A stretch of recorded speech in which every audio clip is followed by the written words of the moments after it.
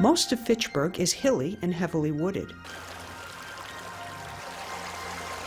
Numerous streams lead down the Nashua River, which flows into the Merrimack River.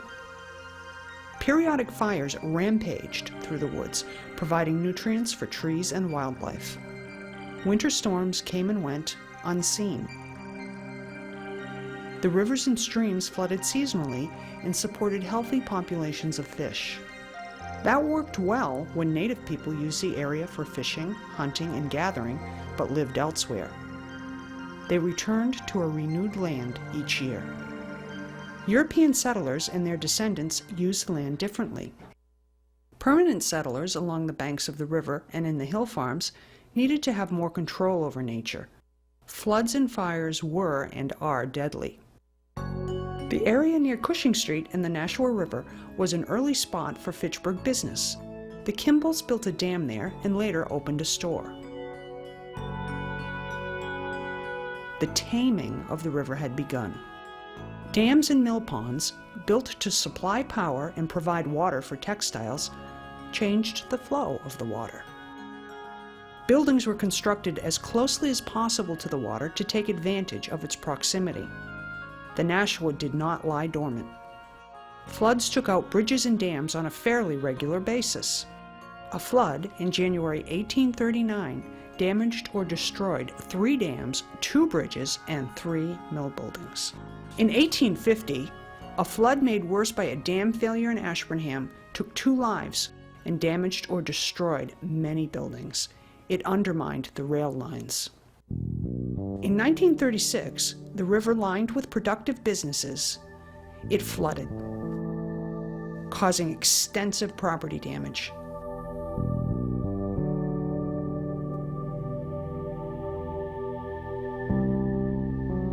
Buildings and foundations were washed away.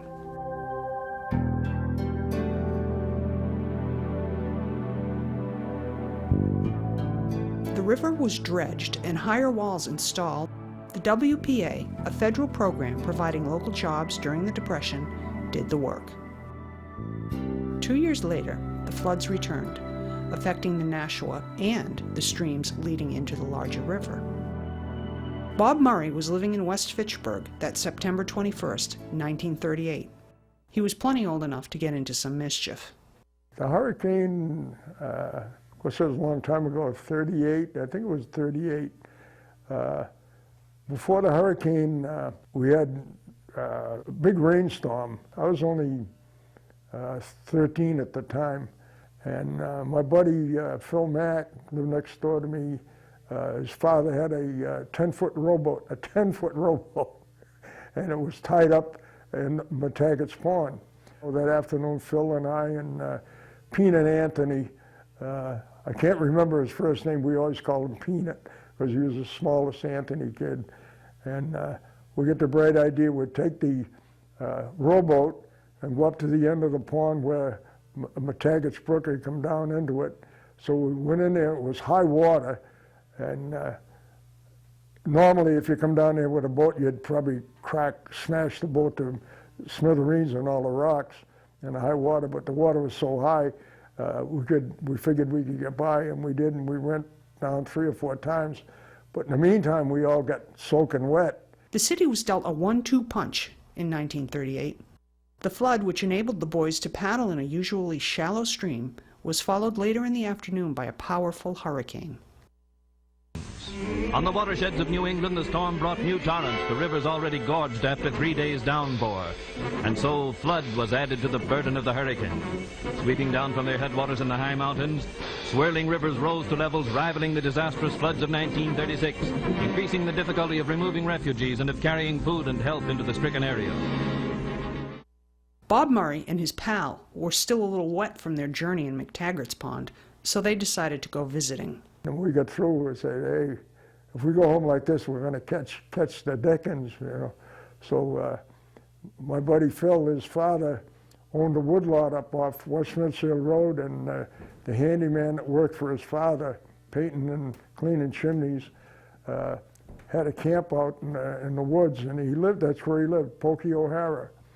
And so we went up to the camp to dry off our clothes. So we listened to the records, drying our clothes out, and we looked out the door. The camp was only maybe probably 25 feet by 18. It was just one big room with a bed in there and bunk.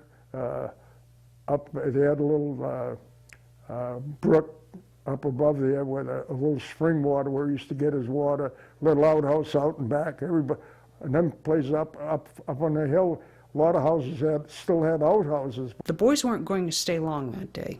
And all of a sudden, a couple of trees down the end of the grove, pine trees went down, the wind was blowing. And I'll forget, Peanut said, hey, Pokey, does the wind always blow this hard up here? And then Pokey says, I don't know. He says, I think we're experiencing a little hurricane or something in that order. And he said, I think you boys ought to go home. Your folks are going to be looking for you. Of course, think of it today, it wasn't too bright a thing to do. The journey home was touch and go. And we're walking down there, and sheets of tin were flying down, and pieces of glass. It's a wonder we didn't get killed, but we went down the side of the pond. There was a house on the corner that, I never forget, there was a 2-decker porch on the front. And just as before we got there, the porch collapsed. Everybody had wicker furniture in them days on their porch. I remember the wicker furniture was coming right up off the porch floor, banging around on the railing back and forth. Once again, the railroad was in trouble. Some guys come up the hill and people were talking to them, and what's going on? And they said they're from the railroad. They were looking for workers to go to work for the railroad. The railroad took an awful beating. Bridges were out, and they were looking for laborers. Fortunately for the railroad, it was the Great Depression. Everybody's glad, hey, man, we can get to make some money. Houses and businesses took a hit. The log cabin was partially washed out from the force of the incoming stream. Another resident tackled his challenge in a creative way. And down the back, like an alley, used to go down there between that and the New England curtain shop. There was a house down the back there, and there was a guy named McKay down there. His nickname was Stopper McKay. And of course, the river was high, and it flooded all the way up, almost up to Westminster Street. And it was low level coming up from the street down to the river. But they said Stopper put his wife in the wash bucket, one of them big round wash tubs, and floated her over the sidewalk to get her out. The quiet dignity of colonial meeting houses was reduced to broken lumber. In one brief hour, part of the ancient beauty that was New England's heritage vanished forever.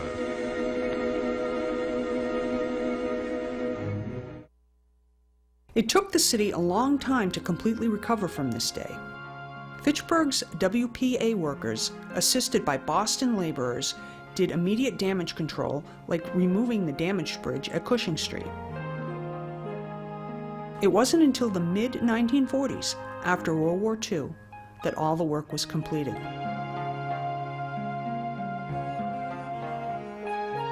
The banks had to be raised further because buildings were still endangered by floods. The work entailed not only raising those walls, but moving buildings around to accommodate a new river footprint. In 1987, a dam holding water that usually flowed into Punch Brook collapsed, flooding Mechanic Street. Punch Brook flows from near the hospital through culverts, under buildings and streets, and into the Nashua River. That same 1987 storm caused the Nashua to rage once again. Long before 1987, the covered bridge was replaced with a more modern span. Ellen DeGeronimo was a commissioner for the State Department of Public Works. That year, the Bemis Road Bridge collapsed, carrying a car into the river. And the phone rang at 6 o'clock in the morning, and it was Ray Stone. He was the director of civil defense. And he said, "Ellen, we've lost a bridge. Can you come with me to see it?" So I said, "Well, give me 15 minutes." And he picked me up. And while I was getting ready, I thought, oh, I wonder if it's the Daniel Street or the Oak Hill Road Bridge or Sheldon Street Bridge, because they were all bridges that, were pretty tenuous at that time and were on a plan to replace. And so when I got in the car, and I said, "Was it the Oak Hill Road Bridge?" I thought of that, and he said, "No, it's the Bemis Road Bridge." And my first response was, "That's not on the list, Ray." The state DPW, with the help of Commissioner DiGeronimo, had determined which bridges they were responsible for. Bemis Road was not one of them. I can remember on my way to work on the train, I was thinking about, what are the reasons? What are the compelling reasons to advance this bridge? The road was one of the key crossing points of the Nashua River. There was a huge outcry, with the bridge being out. There were businesses down there, and so I asked at the department if we could provide a Bailey Bridge. A Bailey Bridge is a temporary bridge. It's a steel structure, and it requires a good foundation on either side. It requires cranes to move across. But it's really a great tool to help people. Despite unforeseen problems with the infrastructure, Fitchburg had its new bridge very quickly. It wasn't done overnight. It was a banner day. The ribbon got cut, and everybody was happy. It not only floods in Fitchburg, there are plenty of storms. At one time, large amounts of snow were not as devastating and costly as they are now. Well, in those days, there weren't many cars on the road in the winter. We all had sleds, flexible flyers, you heard of them, and double runners, dubbies, we used to call them dubbies. Accidents did happen, though. During the winter, that was a steep hill down, and you were warned, don't ever use that street because in them days, Westminster Street was part of Route 2. And Route 2, it doesn't have the traffic that it has today, but there was always plenty of traffic going up there. Plus, the trolleys went up and down there. And one of the kids in the neighborhood, they went out there and they got killed on that hill coming down there. But every once in a while, the older guys had come up with a bright idea, would station guys down the bottom of the street, and they'd signal up the top and they'd come flying down and go out into the street. But if you got caught, you got grounded and you had to go to bed. Most people walked to work. No, in those days, they didn't have the plows that they have today. And when they plowed the streets, there'd still be snow on the street. And everybody had chains in their cars in them days. So cars would come up the hill and they'd have chains on them. But most of the people I live in West Fitchburg, and 90% of the people worked in the paper mills. So in the winter, they'd jack up their car and walk to work because it was too much work to shovel your car out and go to work in the morning, and the streets weren't plowed. So they'd walk to work through the snowbanks, It was a different world then. The Great Blizzard of 1978 dumped 3 feet of snow in a little over a day. People relied on their cars then. I got the last train out of Boston. In those days, the commuter rail only came to Acton. It was quite a journey coming home. Route 2 to Mount Elam Road. And, there were accidents, off of some of the other roads. And we got home safely. When we got to Ash Street, we just sort of skidded down the street. Later that day, the roads were nearly impassable. Andy Hawthorne recalls driving home from work. I live in West Fitchburg, and I was 2 miles from home. And it was just the weirdest thing, because when I got out of work, the way the snow had drifted on Westminster Street and River Street, it was just enough room for one vehicle to get through. Fortunately, it was me, and there was nothing else coming my direction.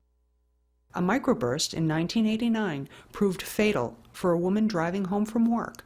We were looking at the sky. You could tell something was coming. It was very, very strange. Then all of a sudden, every door in the building down there just blew open. sand, sand started flying everywhere, and we were running around trying to close doors, and then short time after that we lost the power, so we were on battery packs for the radio for buses, and then we get the call one of our buses was stopped for traffic coming down Prospect Street in Fitchburg, and that's when the steeple fell off the church, and one of the ladies that was unfortunately first in line at the light was a woman by the name of Sandy Cressy. She was a physical therapist up at the hospital, and wrong place, right time, steeple fell on her. A school bus was trapped behind her vehicle, pinned by fallen wires. One of our drivers, our buses was right behind it, saw the whole thing happen. She had a bus full of small kids.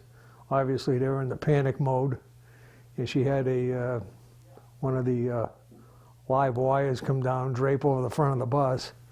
So she was, we were trained pretty good, and she was able to, keep the kids, calm down or whatever until the proper people got there, was able to get the wire off the bus, and she held it together until until they got there, and then she eventually, because of her actions and training, was awarded a certificate of merit. The damaging winds hit Crocker Field, the Sanatoy factory, the Sundial, a senior apartment building, and knocked down a small steeple of the Faith United Church.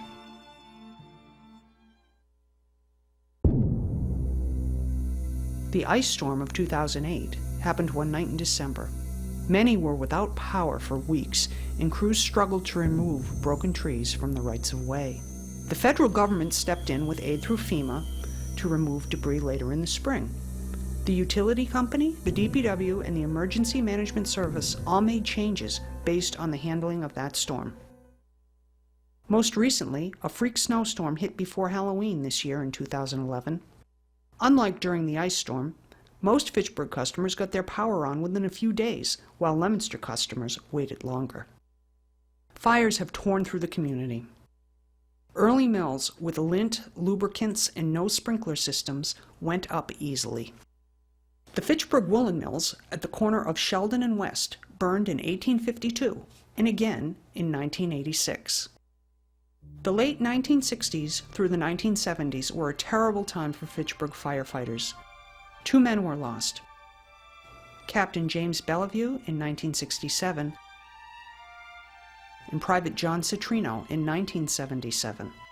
The large fire on Water Street, where Citrino was killed, could be seen and heard from a distance. From what I understand, they had 2 fire alarm operators in Fitchburg. We could hear all the commotion. I remember putting a scanner on and hearing that they had a building collapse, and I know it was my uncle that was calling for mutual aid from anybody and everything that could move, that they had people trapped under a down building.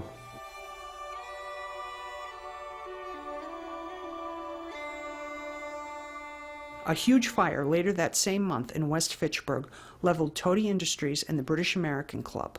The club rebuilt. Things settled down for a time in Fitchburg until arsonists from Boston arrived in 1982. The 4 fires in one night taxed the department to the fullest. Fortunately, some disasters never happened. The steam plant in West Fitchburg has a chimney and 2 storage silos. Workers regularly checked the levels in the silos to see how much coal had been used. And it was me that climbed to the top of the silo for the sounding. Andy decided to check on the other silo, even though no fuel was being taken from there. And when I opened the door, I knew something was wrong.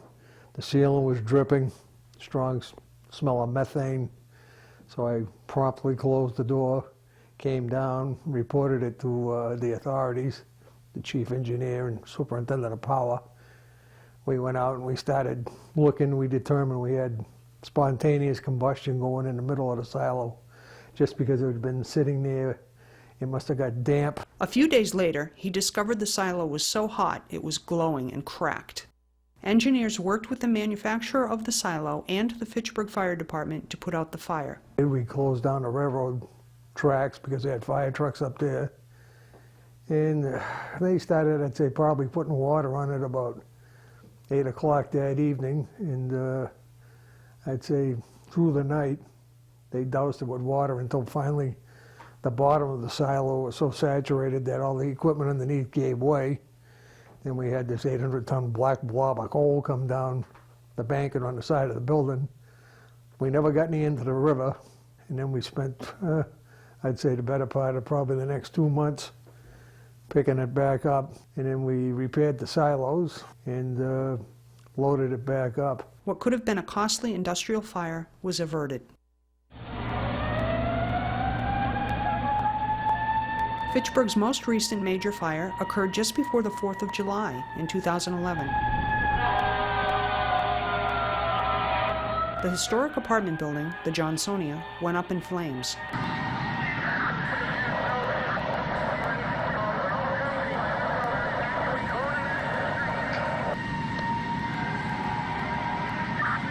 All companies demand the stream. You want the evacuation call? That's affirmative. Below the parapet that we're on, we got heavy fire coming through the roof. It looks like it's down the fire, we're requesting another ladder and another engine if you could for our central station recovery. 3 engine 4. They're on their way. No lives were lost and injuries were minor.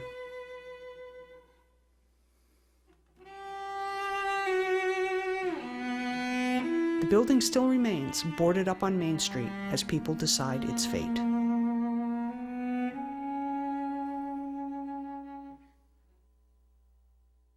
Welcome to Disasters, Fitchburg History. I'm Ann O'Connor, your host, and tonight I have with me Kevin Curran, who's the Emergency Management Director. Thank you. And Deputy Chief on the Fitchburg Fire Department. Welcome, Kevin. Thank you very much, Ann. Good to see you. Good to see you. Can you tell me a little bit about emergency management? I can try. I mean, it just encompasses a myriad of topics. But emergency management, there are a lot of different emergency management factors. We have several. Here in Fitchburg, we've got what we actually what we call FEMS, F-E-M-S. We're the Fitchburg Emergency Management Services. These are the local volunteers. And then our parent organization would be MEMA, which would be Massachusetts Emergency Management. And then we'd answer up higher to FEMA, the Federal Emergency Management. Okay, now what kind of things does emergency management do? What did it came from civil defense? What's its mission? Well, I think its mission is basically to be everything to everybody in time of need. Usually most emergencies are going to be handled by people local, the fire department, the police department. Once you get the state involved, that would mean that maybe some type of a scenario became a little too big outside of our jurisdiction. We needed help. So therefore they would activate emergency management. Then we would go to our Region 2-3, which would be out in Agawam, and if they couldn't suffice, any needs, resources we might need, then we'd go to Framingham and tap into that resource. If they couldn't provide all of our resources, then we'd go up to the federal level. So this is what's happened after you've gone through the Fitchburg resources itself? Yes, pretty much so. Okay. Yes. So what kind of resources do you have? I know you've gotten more equipment recently, especially after 9/11. We have. Post 9/11, I think they started putting a lot of money into emergency management. And a lot of it is, kind of on the technical issue. They have like a special ops hazmat branch that is basically run by the state, but that's a little outside of Fitchburg Fire Department jurisdiction, but most of us are hazmat technicians. Usually emergency management, we've really broadened, they've wanted us to broaden our horizons into emergency sheltering. So my volunteers, and I've actually got 4 tonight actually, they're taking a class out in Worcester to be able to do Red Cross shelter managing training, so that if we had some type of a problem, like the night of the Johnsonia, we actually opened up the senior center. We were trying to, not that we needed a huge shelter, but when you ask the monies that have come into town, we just got a big trailer, and we have about 400 cots on it, blankets, different provisions for people if they had to, be taken care of. And that would span whether it was a fire, an ice storm, a tornado, anything. So a lot of monies have been put into the emergency sheltering aspect of it. Traditionally, we've always done, pumping, augmenting the fire and police department. When there is a lot of flooding going on, we just recently purchased 2 brand new big 3-inch pumps. They can probably put out, gosh, I don't know, close to 1,000 gallons a minute, sucking water out of somebody's basement, or even the night of the Johnsonia, we had 3 pumps going on in that basement to take water out as we were putting water in, so it would prevent any added damage to the structure. Okay, so emergency management people would go out instead of the fire department to take care of some residential flooding? That's correct. The fire department will always respond first. And if they deem that it's a situation where, because the emergency management, all of those folks are volunteers. And a lot of times it's either time constrictive, leaving an engine there, tying up 3 guys with an engine to be able to do it, or it's a long-term project. But if they think they can handle it with a couple of smaller sump pumps, or even some large sump pumps, because these guys are actually, a lot of these guys are actually very handy and very talented. They know how to work a pump, better than I could on any given day. Well, yeah, you were showing me some of your trucks, and they certainly didn't look the age that you claimed them to be. Right, yeah. We've got a couple, I don't want to call them dinosaurs, but they're older vehicles, but they are, maintained meticulously by the mechanic on the fire department, Barry Cullerton. He does a great job, keeping everything running. And same thing with the pumps, and if, some things are a little beyond his control, we ship everything out to Shepherd's, and they, bring it up to date. But we probably have, gosh, I bet you a dozen small pumps, maybe 3 or 4 really big pumps, like 3 or 5-inch pumps. And then a couple of generators in case we have to help people out. If they're on oxygen and, they should lose their power, we'll do that. We have 3 different lighting plants also. Like when they had the plane go down in the airport, when they had a long response to be able to pull the plane out of there, we set up a couple lighting tower units. And, this is what, these are some of the things that the volunteers do here in Fitchburg. Okay. Now, I know you have a good base of volunteers now, and you're probably always looking for more. What kind of skills or are you looking for in volunteers? What do people do? I would imagine the skill set, whether they're going to be a firefighter, whether they're going to be my primary care physician doctor, or a volunteer that works with me. They just have to be an honest, reliable person. Somebody who can look in the eye when they're shaking your hand. And, they don't have to be a mechanic, they don't have to be a doctor, they don't have to, if you had to be an IT person, I'd be the first one voted off the island.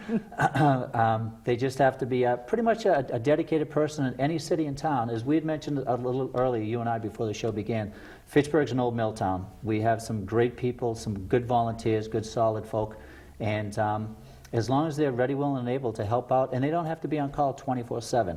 When we had the ice storm, several of these volunteers, they were volunteer firefighters in other communities. They had to go to those communities to help them out. So they weren't around, but they were there, in the aftermath, and they'll be there when another, situation arises. Wonderful, and I understand that people have a good time being a volunteer. Well, you say that, I got a little grin out of you. I know we were mentioning earlier. Yeah, actually, we do have a pretty good time. Most of the men and women, who are the volunteers, we have a real good working relationship with the firefighters. And sometimes, I think in years past, there had been a little bit of animosity between the groups because you had the paid professionals and you had the volunteers, and you had not really turf wars, but right now there just seems to be, I think, a really good symmetry working, between the folks. And if you're making reference, one of the couples actually ended up getting engaged a couple of months ago. Okay, so congratulations to Bruce and Karen. Very nice. I don't know Very if I can nice. say that on the air. Sure, of course you can. And I'd like to thank everyone for joining us tonight, and thank you for joining us. Please tune in next month. Will be our last show on industry in Fitchburg, and enjoy your month. Thank you very much, Ann. Thank Thanks for you. having me. Appreciate it.